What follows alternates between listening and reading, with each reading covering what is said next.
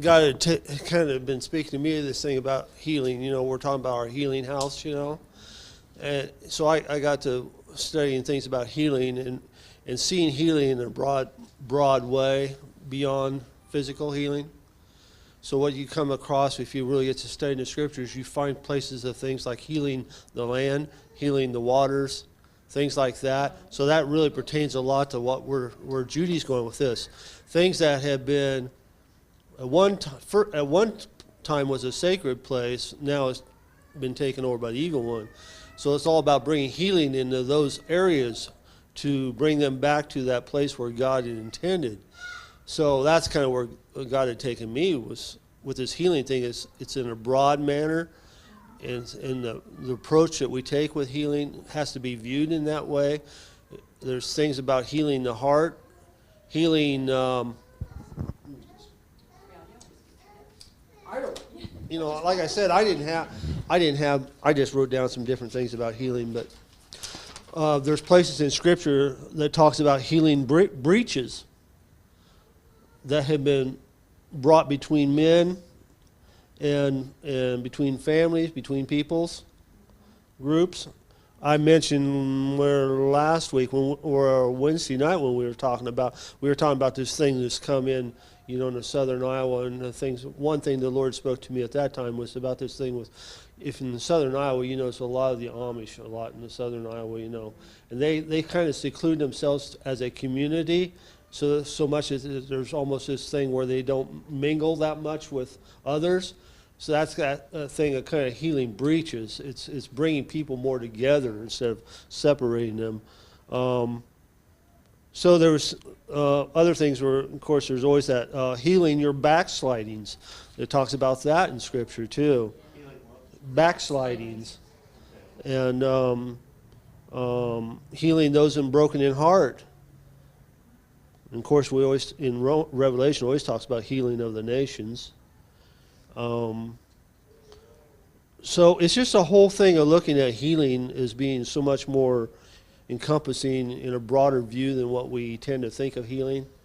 We always want to think of healing as a physical thing, but there's so much of it in the spiritual realm with how to approach people who have been hurt in many ways or has caused division and things, like again, this healing of waters and healing of the land and that is just, there's been things like that. We have to be able to see things that healing is a much wider thing spiritually than just a thing of a physical thing.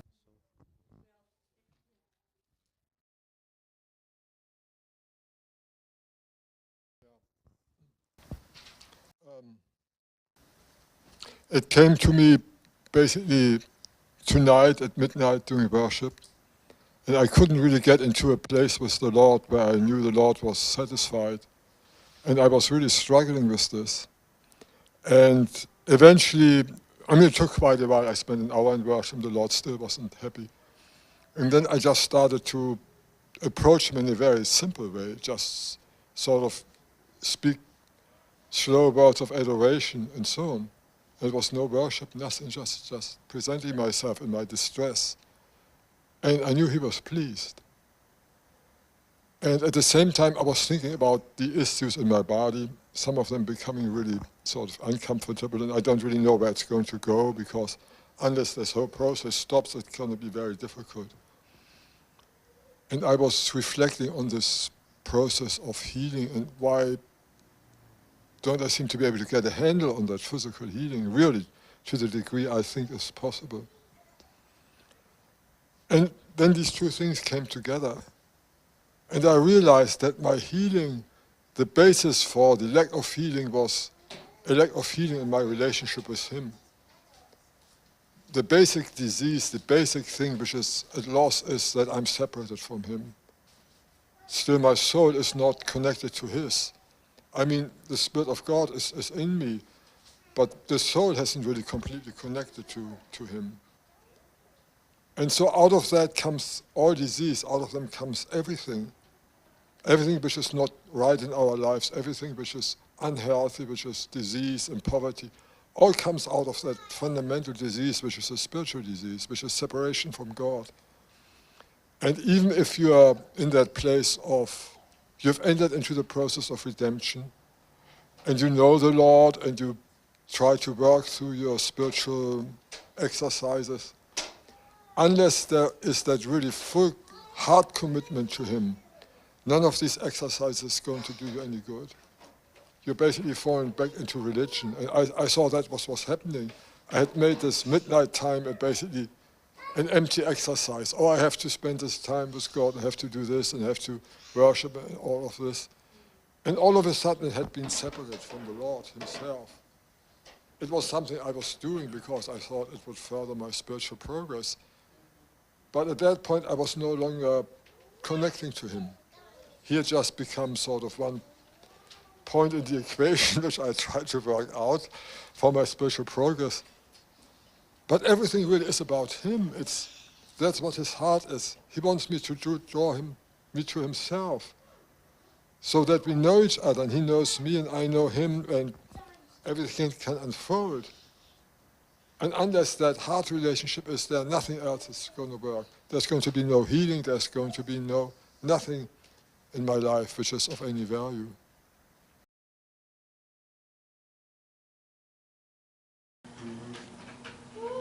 There's so much fire on that, Kai. There's just a lot of fire on that. That's a deep revelation. And it's certainly speaking. I mean, I too have been having these kinds of senses and been up during the night. This has been a long week where God's been silent, but it really does come to that. You know, are we just seeking Him? Yes. Or are we trying to play one more song or read one more scripture or say one more prayer? And really, it's why I posted the thing on Facebook this week, Rick Joyner's book, The Call. As the book finished, one of the last final things that I marked, it was just really important. You know, even as we talk about our lives being fruitful, he's not so concerned about that as always seeking Him. It's always in the seeking of Him. Do we, you know, it is about knowing Him that He wants exercised in us. Because again, these two things, the knowledge of the Lord and the fear of the Lord, is those farthest stretches of our tent pegs that we go in Him. And do we really know Him? When everything is said and done, do we really know Him? And are we growing in the knowledge of Him as a person, and not just all these ways, and not just all this provision and all this fruit, and you know, how do we build the altar just right, and how do we make the house just right, and you know, how do we bring people in and change their hearts? Ultimately, though, it's still, are we growing in Him? Yes. Because He is everything. He provides this. He has that open heart. He can just pour out and pour. Right. And so then the fear of the Lord, see, it's not the dread of God, it's the awe of God. So that His glory and His majesty just keeps wowing us. But we know Him. We know Him to these depths. And there's always something more and greater to be learned. And that's what he's true people of God are measured by the amount of seeking of Him. Not the measure of our fruit, but the measure of seeking Him. How deep do we want to know Him? How vast do we want to know Him? How broad do we want to know Him? Or are we just happy with our little 1/4 measuring cup? You know, I always bring that back. Do we want to know Him as the creator of the universe and the holder of the universe and all of eternity? You know, do we want to know Him for the vastness of eternity, and not just this little bit that I need here, but do we want to know Him to that full scope of who He is? And that's what He's asking. Do you really want to know me to that dimension? And that means also not just the good days, but do we want to know His tears? Do we want to know what causes Him to suffer? Do we want to know His affliction? We're so concerned about our own persecution and affliction, but do we want to know His? Do we really want to know what that's like for him to go walking through these streets? Because you know the Lord does walk through these streets. Do we want to know what it's like for him to be disregarded and disrespected and belittled?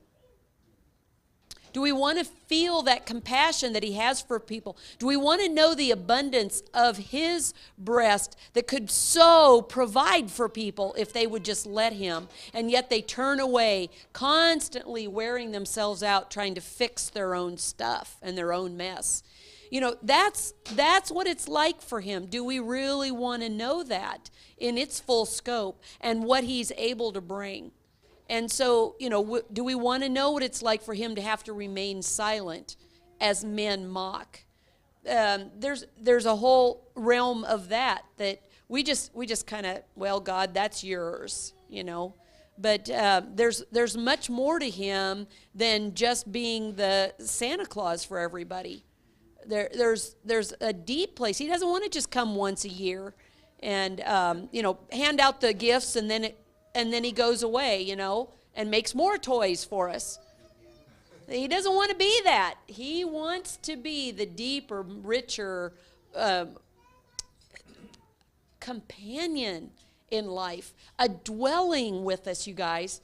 That's what he yearns for, dwelling with us. Do we want to know him as the dweller? I don't even know how more to put that. To me, that's that thing of what comes beyond iniquity.